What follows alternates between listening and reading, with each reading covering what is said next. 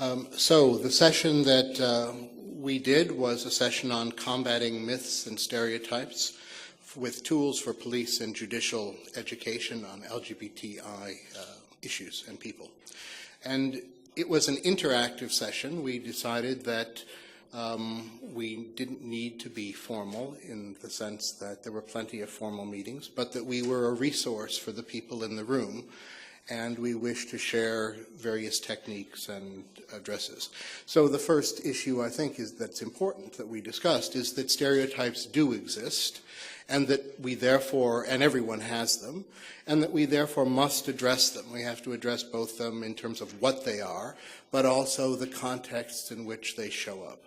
So some of the things that we talked about was using data to change behavior, and various interactive approaches in which we get people to grapple with their beliefs and figure out what's accurate about that, what is not accurate about that, and how that changes.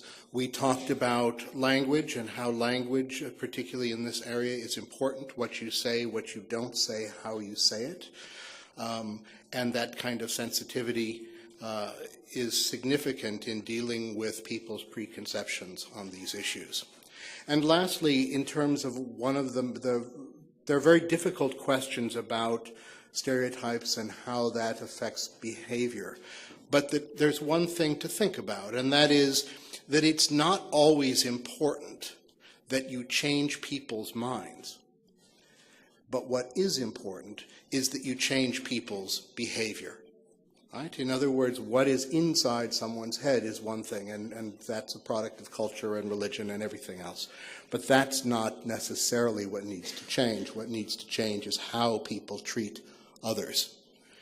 And so that's, I think, one of the major takeaways. So that is it, and thank you very much.